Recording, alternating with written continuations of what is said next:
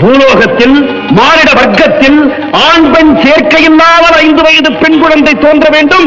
அப்படி தோன்றும் அந்த சின்னஞ்சிரிக்கு ஒரு மாதத்துமே எனக்கு மரணம் ஏற்பட வேண்டும். அப்படியே கொடுத்தேன்.